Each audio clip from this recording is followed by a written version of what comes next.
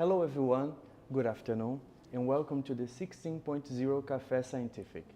My name is Flavio Santos, and today we have Mr. Jens from ProVeg International. Good afternoon. Hi Flavio, thank you for having me. Hey. So first things first, let's do a little introduction and tell me a little bit about yourself and how is your everyday life in ProVeg International so our guests can know a little bit more about you. Well, ProVeg is an international food awareness organization. So we are working to transform the global food system by replacing animal products with plant-based and cultivated alternatives. And our mission basically is to do a reduction or replacement of animal products by 50% by the year 2040.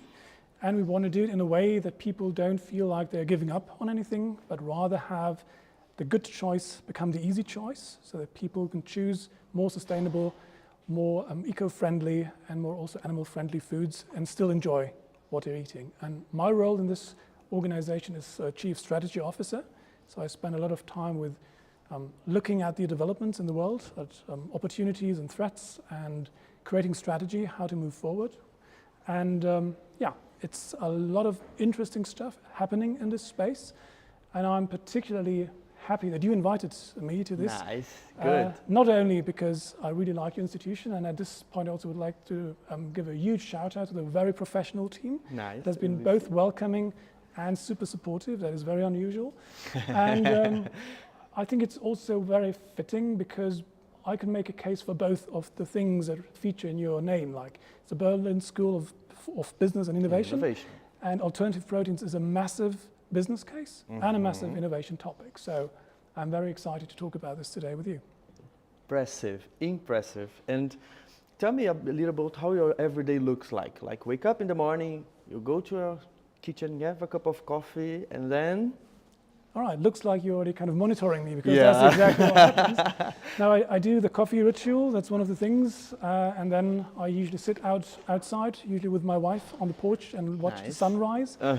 That's the ritual we start the day with, and then usually it's to a first news feed to understand what's happening in the world. I think that's super important, and I really enjoy watching and sourcing very different channels. So there's always this risk of just kind of falling for confirmation bias. You're looking only for information that you like, information that kind of confirms what you already think.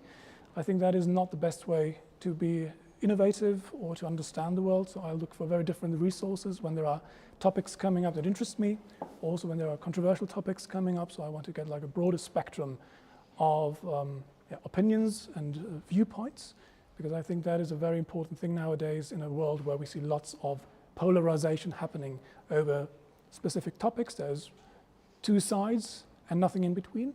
And I believe the world is more complex than this. This is why we also try to be very inclusive in our approach. We don't just advocate for veganism as the only solution. We know this is possible for some people, but not for everyone. So we try to offer many intermediate solutions as well and make this, as I said, the good choice, the easy choice for everyone. And that's, I think, more in line with the reality and psychology of most people. And since you were talking about your everyday life and how do you match these two dots, like veganism, working life, and yourself, I'm not a vegan person. So before we start turning on the cameras here, I was telling, hey, I'm not a vegan, and I think you should talk with non-vegan people because of this polarization that you have mentioning before. And then we should talk with the difference, not with the similar with us, because that's how we grow, right? That's how we connect. That's how we learn with the different, not with the same, because this is only reaffirmating what we already know. Yeah. Do you face a lot of issues with that? Like to face people, like probably today you are talking with a lot of non-vegan people. Right? That's fantastic. And then I think this is a great opportunity for us to learn as well, right? What do you think, how do you deal with these challenges? That's a very good question. You know, our organization has been addressed as being both too vegan for some and not vegan enough for others. So it's so interesting. Yeah. So I think that is not the case, and that is not really important. I don't define myself as a vegan, although I live a vegan lifestyle. I don't believe that that is a helpful categorization for individuals, right? We all do different things in our lives, and I think it's not super helpful to have like labels on people. That's something I don't like. So had you said this is a vegan, let's say, audience, I wouldn't be here, right? I want to talk to the 99%. I want to talk to the people that still find it challenging maybe to also change certain behaviors. And I want to tell them that there's lots of good news happening at the moment because, as I said, it's important that we make the good choice the easy choice rather than trying to ask people to do something that they either can't do or don't want to do. And I totally respect that. And I find this the most interesting thing we can be doing. Preaching to the choir is not my best use of time. That's amazing. Thank you very much for coming, Ms. Nulufat. I already told you before. I repeat myself, thank you for accepting our invitation to come here, talk to our students, talk to people at home. And I can't wait. A bird told me you have a presentation. Is that so? Yeah, somebody told me. Let's see whether that bird was right. So guys, I will invite you that you're here to look to that little screen over there. And then, Mr. Yan, the audience is all yours. Thank you so much. Yeah, and thank you all for your interest and for showing up in such large numbers today. I've been told it's sold out. So we have a really full house. Full house, excellent. So, but I think it's not a surprise because it's an interesting and fascinating topic, especially from a business and innovation perspective. So the global food system is one of the most important systems that we've created as human beings, right? Because we eat 3 times a day. All of us have to do that. And of course, it's deeply also connected to traditions, to things we grew up around.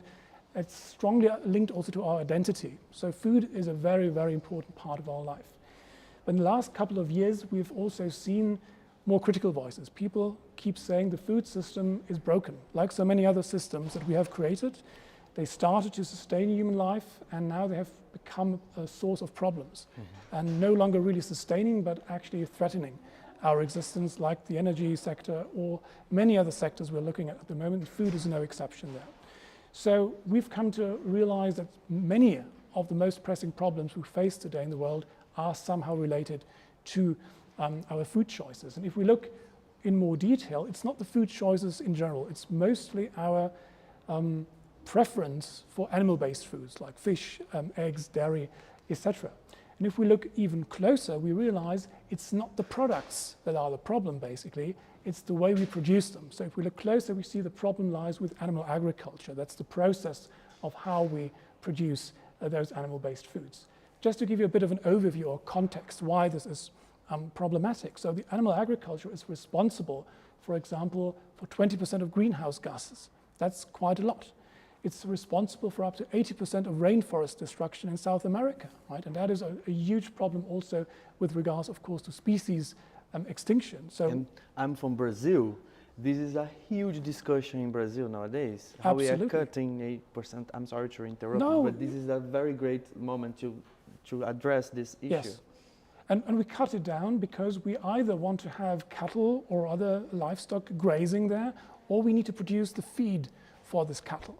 And of course, this is very inefficient because we could also use that to feed people directly rather than utilizing it to feed the animals first. So that's a huge problem. There's another sector, the health sector, which is hugely affected by the way we eat.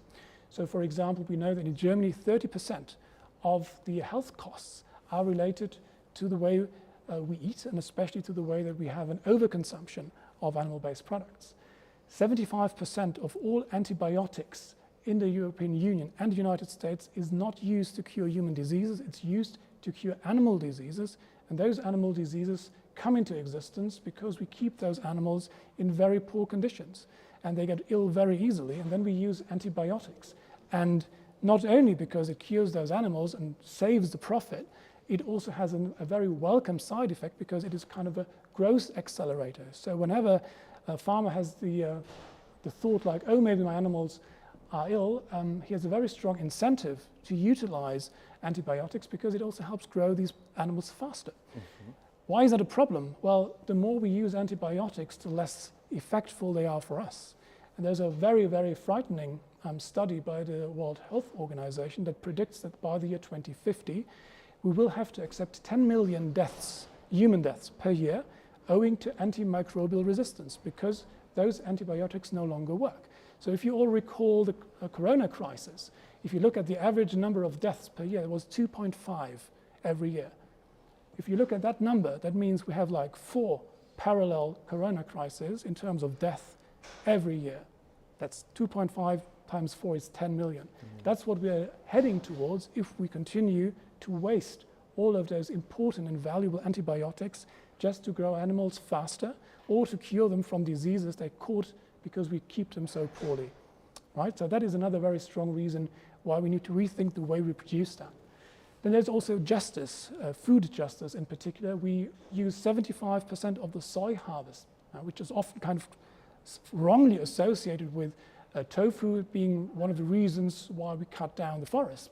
That's the meat lobbying often saying that. No, 75% of that harvest is being used as animal feed to have animals become food. We use 30% of the fresh water. We use 80% of the arable land, and we know that we could easily feed up to 10 billion people, and we are moving closer to the 8 billion at the moment, if we had a stronger plant-based diet, so have less animal products and more plant-based alternatives. With the current model, the way that Western countries, the US, the European Union, consume animal products, we would need up to 4 planets just to grow all the feed, to grow all the animals that we all want to eat. So we know there's planetary global limits. We can't do this. And yes. The question is, of course, how do we in the global north, who kind of messed up this whole system for everyone, tell the people in the global south, who now have the economic opportunity to also kind of recap what we've been doing and kind of emulate that, tell them, look, you can't do that because we don't have enough space for that system. That's another very strong reason we need to be innovative and find new ways how we can have animal products but without the animal agriculture industry behind it. Which is a very interesting link because we still call them animal products, but without the animals. Without the animals. Exactly. We don't have the problem with the animal products. It's animal agriculture, the way we produce It's a very interesting approach. That's the thing. We'll talk more about this in a bit. And of course, finally, for those animal lovers among the audience, there might also be some, we of course slaughter up to 80 billion land animals every year, and that is usually after not a happy life, but after a very miserable one, and up to 2.3 trillion marine animals. It's very difficult to get that number because they're not even counted as individuals, they're counted in masses, as tons. So that is a rough estimate. So like of course, a product. Yeah. It's like a product, it's like a commodity basically. And of course we also have, as I mentioned earlier, the species extinction. That also means we have wild animals that go extinct. When we cut down the rainforests, all the life in there also goes extinct. And of course this also adds to the massive animal suffering. So what is the solution? After all this doom and gloom, the solution is very simple. We need to rethink this equation, right? We believe that food requires animals, right? And if we rethink this and take animals out of the equation, we will come very close to what the solution looks like. And that is what we do at ProVeg. We work towards that solution. So as I said, we are a food awareness organization, and we are trying to replace 50% of animal products with plant-based and in the future also cultivated alternatives. I'll soon talk about what that exactly means by the year 2040. And we do it for the reason of health, of justice, of the animals, of the environment, and also because we believe we can even improve the taste of foods. We have offices in 11 countries on 4 continents, so we try to have a global approach because we believe the global food system can't be fixed in Germany alone, and that is why we kind of try to move to strategically important countries in the US, in Africa, and now also in China, where we are the first Western organization in this space having an official NGO status, so being officially recognized as an NGO by the Chinese state. And we're very proud of that because that also helps us with huge levers. Congratulations for that. Thank you so much. We also have very strong affiliations with the United Nations. So we have an observer status with IPCC and UNFCCC. We have lots of other important institutions that we are connected to. We run the Food and Climate Pavilion at the COP Climate Conference every year, where we try to put food on the climate change agenda. As I said, it's 20% of the greenhouse gas emissions that comes from that sector. So we are the ones promoting that as an important element. And we also received prizes from the United Nations for interventions because we connected global health and human health in our interventions. We have almost 100 interventions that we do as an organization. Some of the things that are quite interesting, maybe also for a business audience, is we have different kinds of conferences. For example, the new food conference in Berlin later in October. We have different new food forums in different countries around the world. We have a new food invest event that is focusing exclusively on investment side of alternative proteins. We have lots of different programs in different countries where we collaborate with school caterers, for example, or other catering institutions. And we also have the ProVeg Incubator in Berlin, which is the first of its kind, the first incubator in the world for plant-based and cell-cultivated alternatives. We had up to 90 startups so far, about 300 million euros raised, and about 15,000 points of sale at this stage. If you ever have time, please come and visit us in the Tiergarten in Berlin. To do it. And yeah, very international. Congratulations. Thank you. Very international cohorts from all over the globe, from all continents, and it's very great to learn from them also how they develop new ideas and innovative ideas into new products that help different markets and different segments. So there is good news. I know I kind of downed the atmosphere a bit at the beginning. Breathe. Everyone was like, "Oh no, finally." that's horrific." And I know most people are. We all suffer from disaster fatigue, right? The world is full of disasters and crises, and we are almost at the point where we can't stand any more of this. We just leave me alone with more problems. So this is why I'm going to talk about solutions today a lot. And one good news is that there is, as I said, a very broad solution spectrum. Just to become part of the solution, you don't need to turn vegan overnight. That's not the only way to do it. There's lots of other things you can do.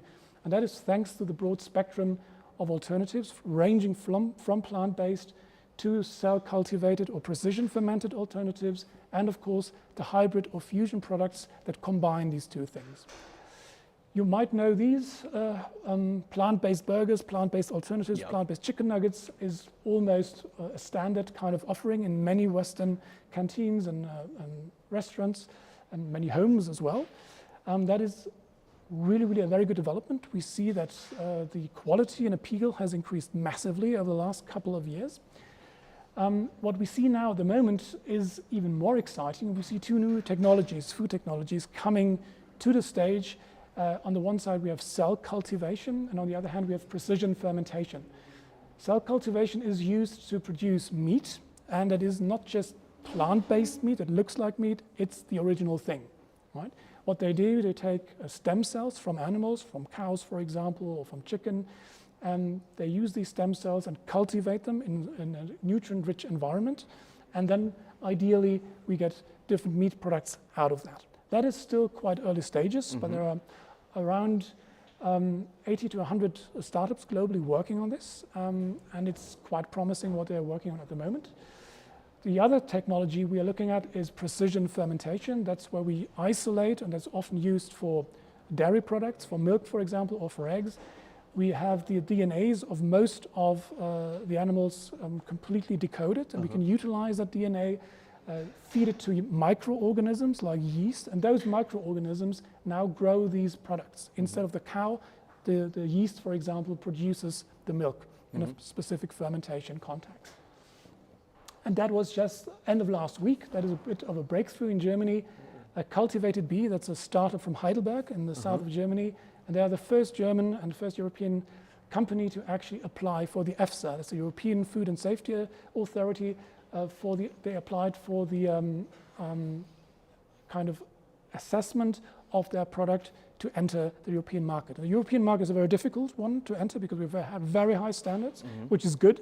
But now we're very delighted to see that the first companies are now taking the next step after developing things to basically getting the assessment and the green light so that these products can enter the market.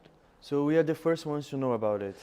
Well, not quite. I could have framed it like that, but it was in the news last week. But many people don't know. But it's in the making. Lots of other things. That was great. That was really lots great. of very interesting things. If you look out for alternative proteins in the news sections, you will find lots of exciting things. It's one of the most exciting eras at the moment. Exciting times to look out for these innovations because they're really fast at the moment. Perfect. Yes, and one of the most important entry points for these products at the moment is, of course, the so-called hybrid product. So what is often missing if you have a good plant-based product is some of the taste or some of the other things is not quite as the original. And this is where these precision fermented or cell-cultivated alternatives come in at the moment. They're not yet at the stage where they have like the ready steak, but they have, for example, cultivated fats or other magic ingredients that you need. And if you combine, let's say, the plant-based burger with, let's say, cultivated fat, then you arrive at a product that nobody can tell apart from the original, but it's much better for the environment, it's much better for the animals, it's also potentially better for your health, because you can also kind of identify what kind of nutritional composition you want to have. And yeah, it's the biggest hope we have at the moment, that these products will, in this kind of complementary fashion, accelerate the whole sector and therefore provide like a win-win situation, because people sometimes ask, why do we need these cell-cultivated or precision-fermented things when we have like very good plant-based options already? And say, well, look, this is not a competition, this is a win-win. So the plant-based offers can help the cultivated ones to have faster market entry, so they can be kind of combined, and the cultivated products offer the plant-based an increase of taste, an improvement of taste, and also a reduction of processing and also of ingredients, for example, right? Because then you can create the original taste that you're really looking for without a lot of ingredients. So it's a win-win situation. And we also did a couple of surveys where we realized that many of the producers of plant-based alternatives are quite open. So about 66% would be very open to integrating those magic ingredients if they came from cell cultivation or precision fermentation, that is, animal products that were produced without the animals. So one question that comes up a lot, and it comes up from people who are very strongly focused on health aspects, on natural eating. They say, why do we need those alternatives? Why do we, if you don't want meat, why do you produce something that looks like meat? Isn't that bullshit? Why don't you just eat beans or something else? It's much healthier. I agree. If it were that easy and people would just switch from beef to beans, let's do that. The thing is, most people don't want to do that. Right? And I understand why, because it does taste very different. Right? It has very different kind of sensory experiences. And I include myself. You can't convince me that a bean just tastes exactly like a steak. It is better for the environment. It's maybe better for my health. But it doesn't taste the same. And if taste is important to me, I will not accept it. Yeah. Right? And that's the baseline that we use to make sure that we come up with solutions that people really like. We need to make that this good solution like a really attractive solution for people. So basically what we're looking at is this. We're coming from the left side. Many of us like animal products, not only meat, but others as well, because they are they're very good, they taste good for a reason, because we are programmed to prefer these, because they are nutrient rich, right? And so we were programmed by evolution to like meat, to like eggs, to like dairy, because we know there's a lot of nutrients in there, right? So how do we move from there to the right side of being more open to also alternative foods, right? Because many people still think if there's not a piece of meat on my plate, that's not a proper meal. It doesn't really solve the problem for me. I need something real in there. So we have this situation. For most people, that is like an unbridgeable gap. How do I move from there to there? And you can, of course, just tell people, look, there's all the arguments for the animals, for the environment, for your health. And people will say, yeah, I know, I agree, that's right. I would love to do that, but I can't. I just can't do it consistently. And you don't even need to do it consistently, but we want to make it easier for people. So we want to build bridges over that rift or that gap. And that bridge is those alternative products. Products that look like the original, resemble the original, so people can taste and experience something they know and like without causing all the harm that is associated with the production process, if we make sure we use plant-based alternatives and in the future cell-based and precision-fermented alternatives or hybrid versions of the two. So these basically are the bridge technologies that we believe are the important bridge for people to open up. And it's not like people who do that will then only just eat plant-based burgers or cell-cultivated burgers. If you realize that you can have a satisfying, healthy, and great-tasting meal without, let's say, the real product in it, then you become much more open. That's also the way it worked for me. I was a huge meat lover in the past. Without meat, it wasn't a proper meal. And nowadays, there are lots of meals I like much more than even a replacement kind of steak or other stuff, because I understood and experienced that other plant-based offerings are very, very good. So it's not only that we want to replace these products, we also want to open and make more diverse the range of choices that people have. And people are very often really surprised and impressed to learn what the world has to offer. We're just eating a tiny bit of the things that we could possibly eat. So it's about changing the process, not the product. That's what I say. So if we look at this equation again, if we think that food requires animals, we want to take animals out of that equation, we always need to remember that people don't want to use animals as food. It's not like you say, I want to kill a cow and I want to eat it. What you want to do is you want to eat a certain product. You want a steak, you want a hamburger, you want a fish nugget, whatever it is, or fish finger. And once we realize that, we also realize we have the power to produce these products without the old 10,000-year-old process of animal agriculture that we've still stuck with.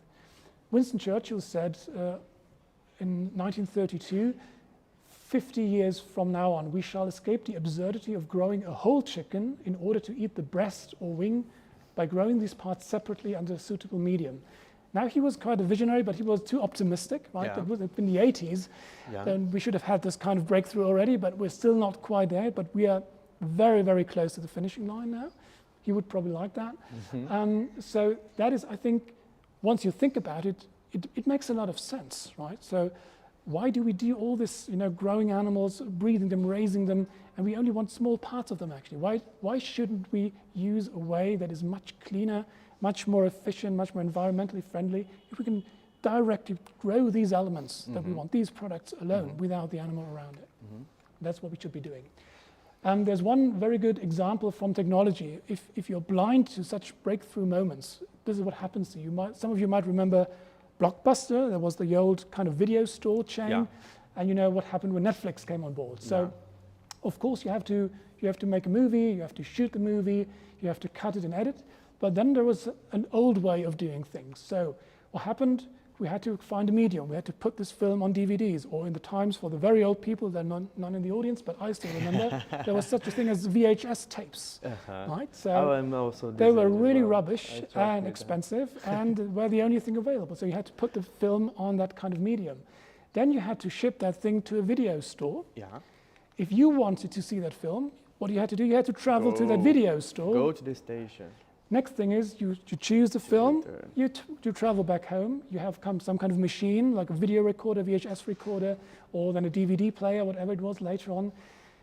And then finally, you got to watch that film. What Netflix did, they realized exactly the same thing. People don't want to go to Blockbusters or other video stores. They don't want to drive around to choose what kind of film they want to watch. They want to watch a film. That's the baseline.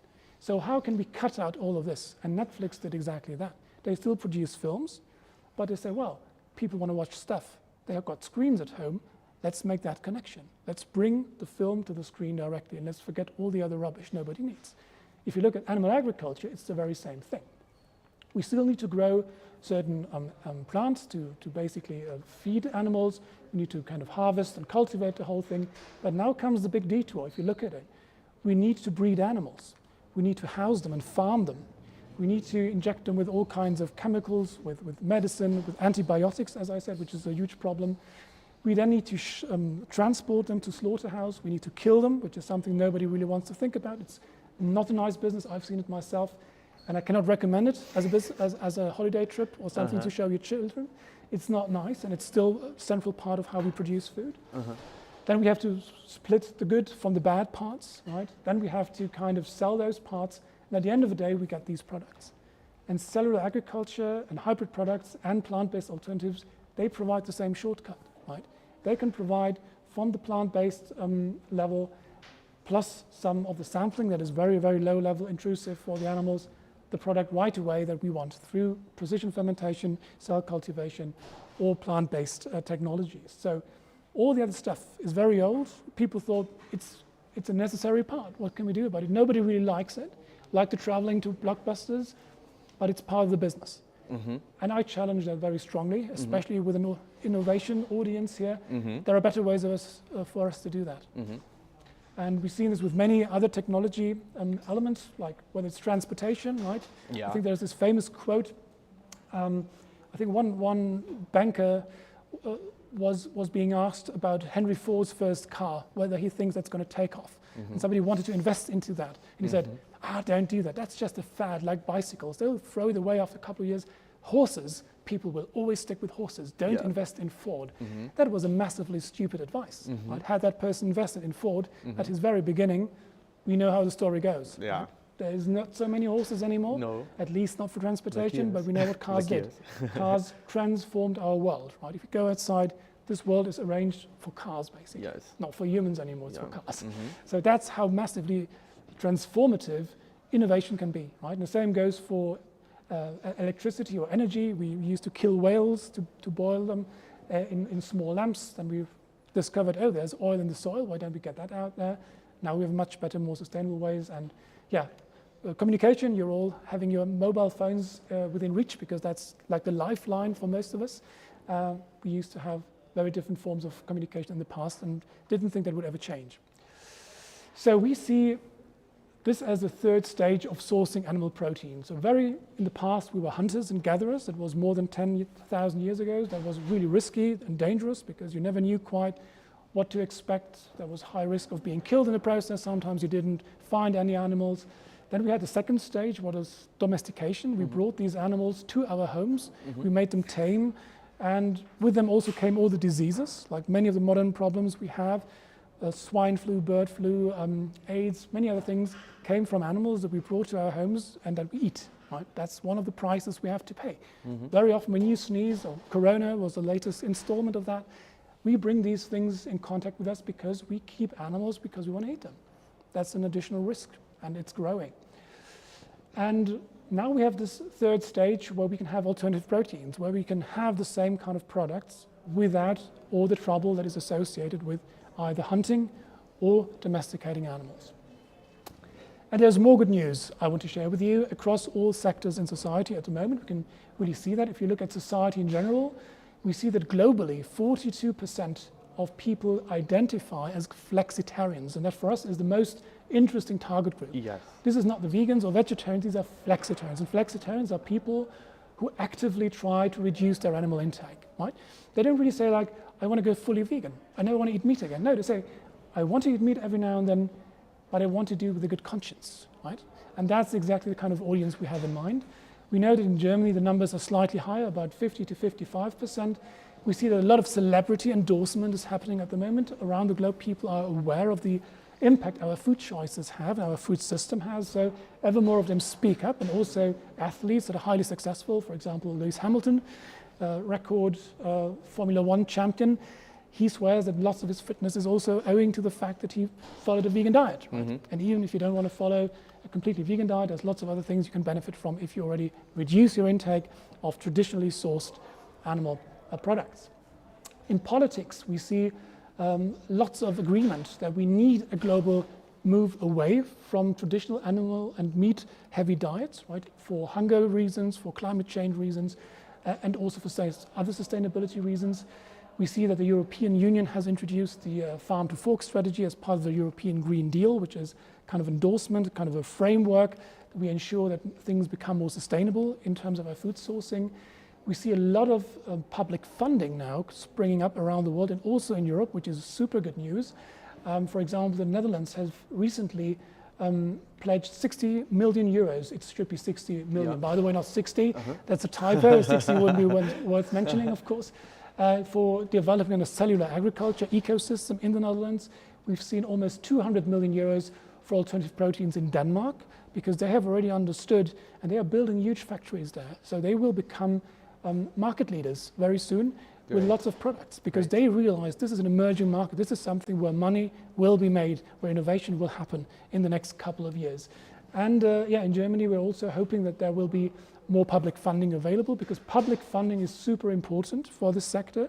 The moment we have the private investment or venture capital system, of course, that limits the progress because every individual startup cannot share their progress. They need to work in silos because they have their investor interests. But if they could share more information, things would speed up. If we kind of throw in public money for open access research that addresses the problems all of them share, this will be a complete game changer. This is why we're advocating for this very strongly. If you look at the scientific side of things, we also know that the German Association for Healthy Nutrition, for example, says that we eat up to 70% too much meat, right? We would need to reduce that massively, and only 30% of Germans actually meet the recommendations in terms of legumes, of fruit, and other plant-based foods. And finally, there's the business case where we can see massive development. So we can see that plant-based products are basically everywhere now. Wherever you go, all the big brands have their own plant-based version, more or less. We spoke for a long time with the Rügenwalder Mühle, which is one of Germany's most traditional meat and sausage companies. And they pioneered some years ago as the first company to basically go more plant-based. And they were laughed out of the room by many in the industry. They were, are you crazy? You're going to kill your business model. We consulted them, and we also got some flack for this because they said, how can you talk to the meat industry? Why are you doing that? And we had people being really angry at us. We said, well, if we want to have progress in this sector, we need to the difference. Talk to the big players, talk to the experts, right? And if you want good sausages, go to the people who know how to produce sausages. Just do it in a new way. Exactly. Right?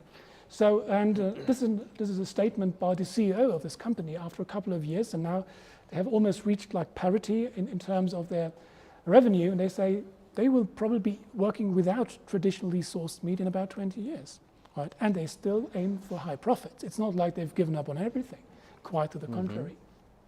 And there's lots of course, business and innovation pioneers like Richard Branson or Bill Gates who all have strongly invested into these sectors. They have all invested into companies working on this, and they have also advocated for the shift because they believe this is not only saving the world, a multi-problem solution for all the things, it's also a huge, huge investment and business case to be made there.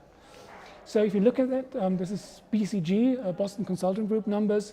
From 2 years ago, it's estimated that the alternative protein market will rise from 2% in 2020 to about 11 to 12% by 2035. So that means that almost every 10th portion of meat, eggs, and dairy on the planet will be alternative proteins.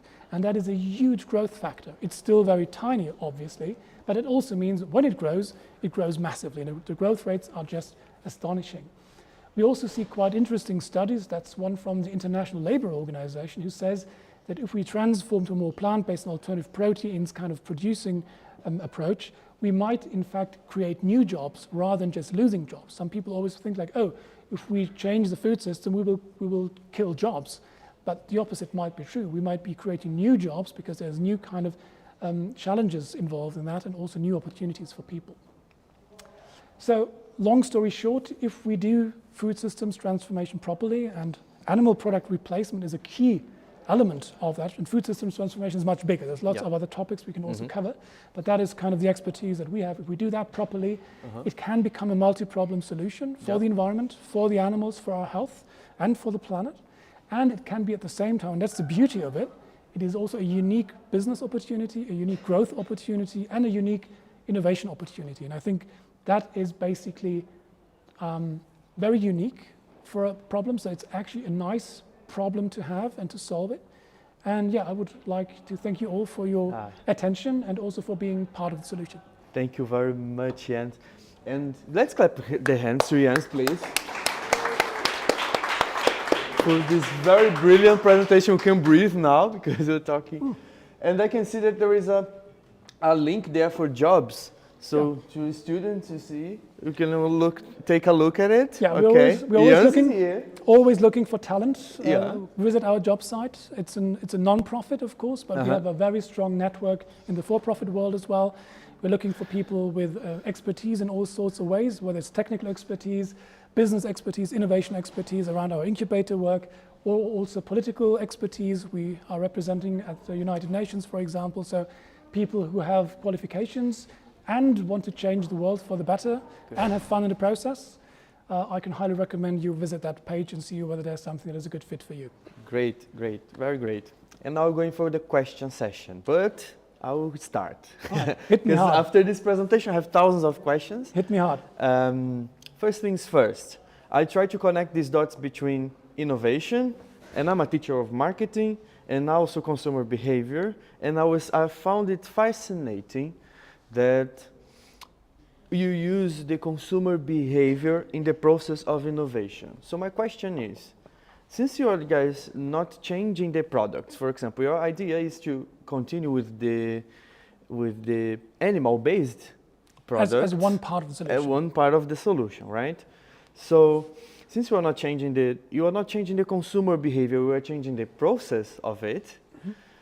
How is in terms of marketing? You go to the supermarket. I'm putting myself on the shoes of consumer as I am, right? I go to the supermarket. I need to buy a hamburger, which is the case you used. I have two options: the green one and the animal-based one. How you not only convince the consumer, because that's nowadays, especially here in Berlin, you can talk about Berlin, they are pricely kind of the same. Let's say the taste, we get excellent solutions out of that.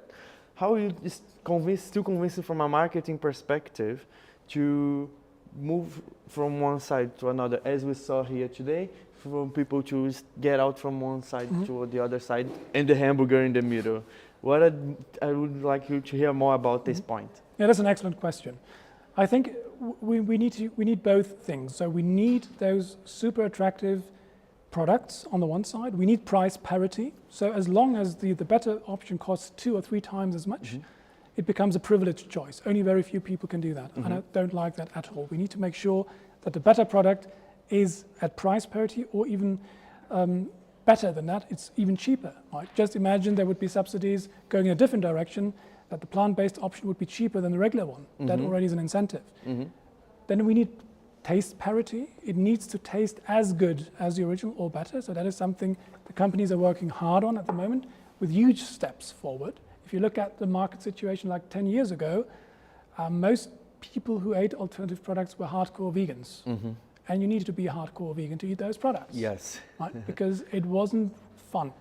That has changed massively, because they also realized these products are not for vegans, they are for the 99%. Yes. They're for people who are unhappy about some of the problems that are associated with the way we source food, but they still don't want to give up those food choices. So we need those products on the one side, but also to your question, we also need to raise awareness around this. And a great way to do that, especially given the context of multiple crises and disaster fatigue, is probably not going to win people over if you say, like, look, this is going to do something for the environment, do something for the animals, do something for your health, because they're kind of, almost immune to more negative messaging. What has proven very successful is to look at the benefits this brings. For example, high protein, right? There's a way to increase the protein intake through these methods compared to traditional, and reduce the saturated fats and other things at the same time, that makes these products extremely attractive to people who want to enjoy food, and also, for example, increase their fitness and kind of have like an understanding of what they put into their bodies. Or you kind of put a more traditional spin on things, rather than calling it vegan or vegetarian, you just call it a traditional kind of thing, just in a new version. Right? So if you brand it very strongly like it's a vegan product, many people think, oh, I'm not a vegan, so this is not for me. What can I do instead? And that would be the biggest mistake. The vegans will always find the vegan products, right? Because they are kind of very, very focused on that. So we've come to the conclusion, and that's also based on the insights from many marketeers and research institutions. They all say, make sure that you have a bit of a vegan labeling, so that people can identify it as vegan, but more on the side or on the back of the package, but have more of appealing categories and qualities on the front. For example, it's, I don't know,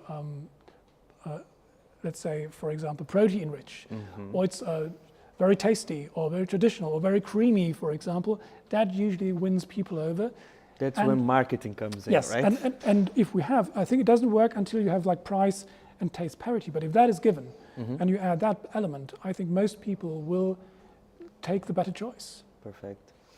Which connects to my second question, because as I mentioned before, we can always think about Berlin, and we are Berlin School of Business and Innovation, right? And at some point we love to travel.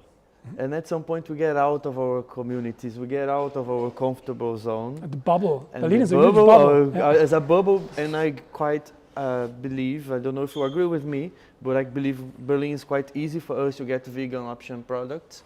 When you go to Brazil, Different it's story. hard. We see cows everywhere. And when we travel, these options are way less. And then I think this is also our marketing point, which is distribution, right? So is there a way, or let's say, is ProVeg also looking to these issues, or is one of the alternatives is like, I am a vegan person, I believe in that, so I take my own food. But part of the trip, part of the traveling is to experience the local food. You're not there to eat your own food, right? So how you guys approach to this type of issues, which is a huge challenge? Yeah, very good question again. We live in a bubble here in Berlin. Yeah. Berlin is not even representative for Germany in general. But many of the things outside of Berlin are very different if you travel through Germany. So many people who only spend time in Berlin say, oh, Germany is very different. And I thought, well, Berlin is actually not very representative of what Germany looks like. So if you go to some more provincial areas, things are different. And it's also more difficult, but you even find those alternatives there. I live in a very small village in Brandenburg. And I'm surprised by the amount of things that they have on offer now. And they only offer it because people also buy it.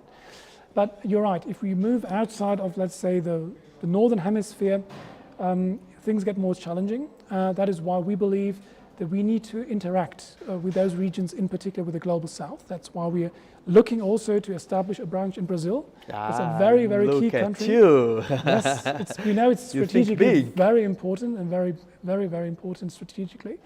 And of course, we want to make sure that we don't fall into this trap of Western diet imperialism, that we teach people like, oh, this is, by the way, what you now should be eating, after we messed up this whole story for all of us. So we strongly invite startups from that region. So we have lots of South American startups, Asian startups, APEC startups in our incubator. That's one way we support the growing environment and scene in those countries, because that's very important. As you said, people go to Brazil, they also would experience Brazilian culinary tradition, and we are totally in favor of that. So we just want to help Brazil and Brazilian culinary tradition to also move into the next stage, avoid some of the problems, and still have the same kind of products, the same kind of enjoyment and delicious products that they used to have. And we need to help them and have a specific responsibility to also share breakthroughs and technologies with the Global South to make sure that they can also benefit from that. So as soon as these cell cultivation, precision fermentation technologies are more available, there are already companies and organizations working to democratize these technologies as well. So to bring it in small scale units also to all parts of the world, so everyone can benefit from this. And it's not only a couple of companies doing that. So that is one of the things that we also strongly support, empowering people around the globe to participate in that huge revolution we are witnessing at the moment and benefiting from this without having to give up anything that's important in terms of tradition, culture, etc. Jens, thank you very much for your answer. Thank you. And now I'm opening up for our guests to make questions. So, guests, where's the microphone? Don't be shy. Yeah, don't be shy, please. Ask critical questions. Just tell us your name and your question, and then we will manage. Good luck. Thank you very much. I'm really pleased to hear such a fantastic and elaborated, quite extensively presentation. I am Valdin Dervishai. I am lecturing here. And with the students last week, we had the chance to discuss about the innovation. And the very first lesson or very first phrase I pushed there was that we need to have an idea, then the product, and then we start with the implementation. So basically, we have the products, we had the ideas, we have the products. Now it's time to expand the market, because data show that only around 1% to 2% are vegans around the world. And among those countries, 5 most developed countries are part of the head of the list. So basically, when we talk about the innovation, we talk also the adoption. And on the curve of adoption, we find out that we are in a very early stage of adoption.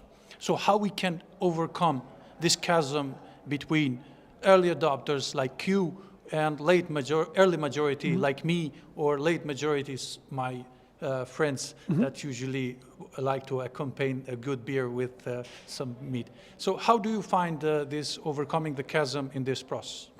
Yeah, that's a very good question. I think I think we have already moved a bit further probably because, as you said, the vegan population percentage is rather low. If you look at the statistics, it's always in the lower one-digit area. Some say 1%, some say 2%, some say 3%, 4%. But as I said, this number is likely to increase because we see a new generation of people, people who are worried about their future, who are going on climate strikes, who really feel the impact of the changing world that we are experiencing. And they know we have to live in this world for a very long time, so they're scared and worried, so they want to do something.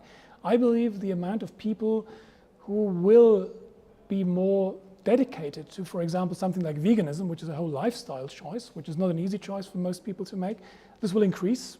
Maybe not significantly enough to make the whole difference, but I think we already see with the flexitarians a huge change. So to your question, we're only at the beginning of the marketing experience, and many companies still make a lot of mistakes in this regard. So they first thought, oh, we write big vegan labels on that, so everybody knows it's vegan. Then they realized, oh, maybe the vegans are not actually the kind of target audience we have, because the vegans sometimes say, I don't want processed foods in the first place. I only eat stuff I grow in my own back garden, for example. That's a very different category, even more difficult, right? What we see, however, is that these flexitarians, they are spreading around the world, right? So that's people who have their own children who might say, well, I'm not going to be affected by climate change significantly, maybe in the next 20, 30, 40 years. That's the time I still have left on this planet. That will be okay. But I'm worried about my kids. I'm worried about my grandchildren. They'll have to stay on this planet for maybe up to 100 years. And the way things look, this place is going to be massively messed up by them, right? And they're really worried about this. So they want to make contributions. And up to now, it was very difficult for them to do that because they had to either give up a lot or invest a lot of money because it's 3 times more expensive, tastes only half as good. You really need a strong commitment to stay with that. So this is improving massively at the moment at a rate we've never seen before. So every year we see like a huge quantum leaps, like with the iPhone. Right? iPhone 1, if you look at it today, it's ridiculous. You can't even use it anymore. But at that time it was a breakthrough, right? And the first kind of vegan products or plant-based alternatives were laughed out of the room. People said, oh, this tastes horrible. Now if you look at it, there are a couple of things. I even tried it with many meat lovers and said, I don't feel the difference. There's no difference anymore, right? Not all products are there yet, but I think that is the biggest challenge. So we still need to do a lot of awareness raising, to your point. We still need to make it clear to consumers that these products are not for the 1% of vegans. This is not kind of a niche product for a crazy fringe audience that loves these kinds of things. This is the food of the future. This is the food that's going to save us. And if we do it properly, we can also enjoy this in the process. And if we get this message across, and we still need to do some learning, and I think behavioral science will be very, very important in this whole development to inform us what really drives human decisions. It's not only information, it's lots of other factors, right? And we need to incorporate that all into the whole model. And then I'm very optimistic that most people will, except maybe a very small minority, will be very happy to accept better choices if they're better not only in terms of their environmental impact, but also in terms of the taste, and maybe even better in terms of the price, because at the end of the day, these products should also economically be more viable. They should be cheaper because you don't have all these collaterals around it. And looking at the climate costs, at externalization of costs, if that is something we really go serious about the coming years, animal products will grow massively expensive. And if you factor all this in, I think we have a very good outlook on what the situation will look like, and we just need to make sure that people, and the majority of people, understand that this is not a niche product, this is the future of food. That would be my hope. We all hope, right? Yeah. My name is Svetlana Samoilenko, and I'm also a lecturer at BSBI and an adjunct professor at Concordia University, Chicago. I come from a very advanced family, and I'm not worried about my children because both of them are vegans. My husband is vegetarian. However, I worry about myself. Because of genetic memory and some culinary traditions of Germany. Besides, I work under very strong conditions when I have students from Turkey bringing me some kebab to try, or some students from India bringing me some butter chicken. Oh, please try the best butter chicken in the world, something like this. So I'm still worried about myself. Mm-hmm. However, answering Flavio's question, how to market. I think one of the best ideas is to popularize the book of Bill Gates about the climate change that he published in 2021. He answers all these questions in this book, apart from one. He says that by the year 2050, all the rich nations should move entirely to synthetic beef. Mm-hmm. My Indian students start applauding at this time. So, you know, when I pronounce this, so I hear a lot of applause. However, how realistic is this forecast? I wouldn't call it synthetic because it doesn't sound very tasty. Yeah. I would call it cultivated. From marketing. It's not a good word. Yeah. Quote from Bill Gates. Yeah, I know. He might also learn a lesson or another. Who knows? Yeah. It depends a lot, I believe, on two things. It depends on the willingness of people, so whether we see the circumstances change. So if we see the internalization of costs for the animal industry, and that means like climate costs, health costs, these products will be taxed much higher going forward. There's no such thing as these things getting cheaper. Right? These products will be more expensive. We will also see an increase in quality, obviously, and we need a stronger understanding of why these things are helpful for all of us. At the same time, I also believe that the technological breakthrough will depend, of course, on the demand side. So if people are willing to buy this, more and more companies will get into the game. They can scale up, they can bring the prices down, get the quality up, etc. It has a lot to do with that. We are only just seeing the very early stages of that very nascent technology and space. If you look at the plant-based industry, if you take it really seriously, it's not even 10 years old. It's less than that. The other system is more than 10,000 years old, right? And it's really messed up. I wanted to use a different word, but I'm just saying messed up. And it's about time we change that.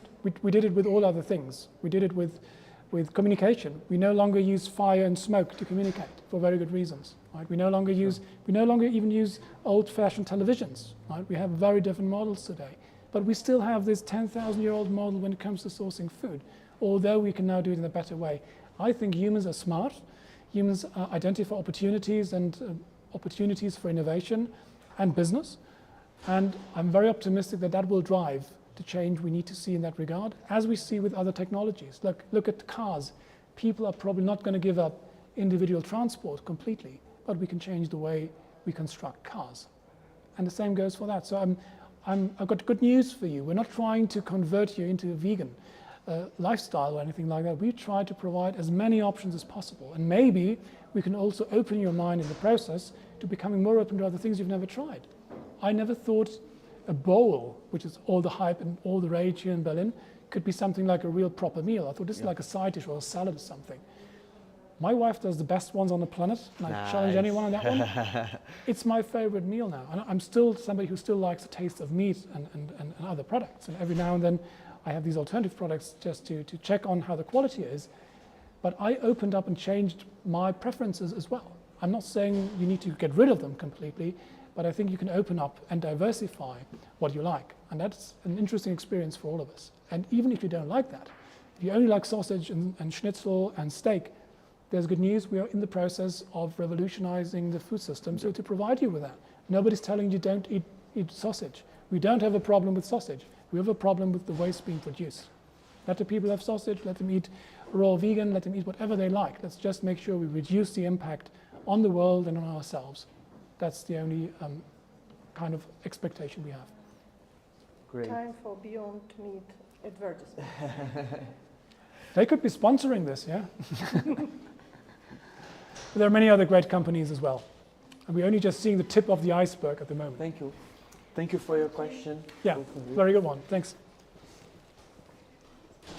Please. Julian, thank you very much for your interesting and insightful presentation with much data, which is very, very much appreciated by us. I'm Dr. Anna Rosterman, also a lecturer here at BSBI. And I want to comment, not a question, but a comment concerning that if we see the label vegan, then we don't buy it. But as for myself, it works the other way around. I buy it, then I taste it, and I see that it is very good, and I start thinking about becoming a vegan. Because, for example, for schnitzel, you have already the substitutes, and this is reverse psychology, that it works also the other way around. So that people start thinking that maybe this is a good thing to become a vegan for our health, for the society, for sustainability, for climate change, etc. Thank you very much once again. Yeah, thank you for that very, very important comment. You add a very important perspective. Yeah, it works both ways. You're totally right. I'm sorry about never looking at this side of the audience, but it was a bit logistically challenging. So yeah, it can also work the other way around. So if you're looking for something, it helps you. We recommend that we have like labels. We also do the vegan label, the V label, for example. That's something we also distribute. We found it's very helpful if people can identify a product as such, because if they want to choose something, say, today I would like to have a burger without meat. So how can I be sure there's not meat in there? That's the way to do it. What I said, at least at the moment, most marketeers say, if you kind of put it big time on the front of the pack, like vegan, vegan, vegan, vegan all the time, you might disincentivize important audiences, right? Because they think, oh, this is for vegans, I'm not vegan. So, and it also kind of reinforces the idea that either you go vegan completely, or you can't do it at all. And I think that is bullshit, right? So that's total nonsense. Vegan is an ideal that most people can never really reach, no matter how hard you try. Many of the things we do in our daily lives are not labeled vegan because they cause some sort of harm. And maybe it's not even realistic to achieve that. However, I think it's important as a kind of a guiding principle or a kind of a lighthouse thing that we can use to inform and remember and remind ourselves every now and then what things could look like. And then I think we should all find our own individual ways of how we want to approach this. So I'm no great fan of using the label, neither for marketing the product nor for people, in fact, because that is just dividing people, right? Oh, you are vegan, I'm not a vegan, so we can't eat together. That's the root evil of all things. We need to come together to solve problems. And that's why I call myself a pragmatic vegan, right? I don't really eat meat because I can't really do that, but if somebody offers me something that contains other animal products and I'm their guest, I will of course not refuse their very kind offer. I also want to be a good ambassador for what I do. I want to be a friendly guest. So, and that is another part of the complexity of human life and human choices. Are you a flexitarian? I consider myself, I'm a pragmatic vegan, say it that Good, way. Although I don't like the term vegan, so I'm pragmatic about the things I do. Very great. Here we have another question for you behind you. Hi, my name is Hanif Ibrahim. I came from Africa, from Sudan, and I came from a culture full of meat. In my country, for example, we don't have that massive production factory for animals. Every animals have the taking a natural grasses, no chemical added to their formula, and it's something very healthy. We even ate the sheep, for example, at a certain weight, at a certain age, which does not cause any type of diseases or the problem that came with a massive protection problem. And it's one of the strongest economy part of my country that exporting the meat. So when you are coming with a product that is made on lab, which is need technology, which is need more people have the aware of doing that. Also as a logistics student, it came the question of you are opening a new rerouting destination for the new export. So how are you going to compromise the people, for example, that are depending on meat for their income? How are you going to teach them, is your product, I can do it by myself in my home? Yep. Are you going to provide the technology? And thank you so much. That's an excellent question. Thank you so much for raising it. And it's a very important perspective you bring to the conversation here. As I said, we have this goal of reducing animal production or consumption by 50% globally. This means, however, the global north has to reduce like maybe 70 to 80%, whereas regions in the global south, especially in Africa, they still have lots of room also for growth, because we know they didn't cause the problem. mass production is the problem, right?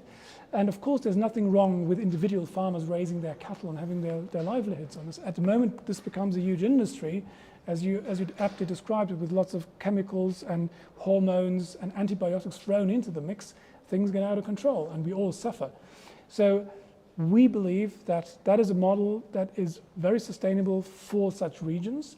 And at the same time, we are also trying to support developments where there is, let's say, micro fermenters or micro reactors, very small scale things where, for example, a technology is provided to a village in a, let's say, more remote area, and people are given the opportunity to produce these products themselves, for themselves, or maybe also as a kind of a good that they can use to trade and to sell.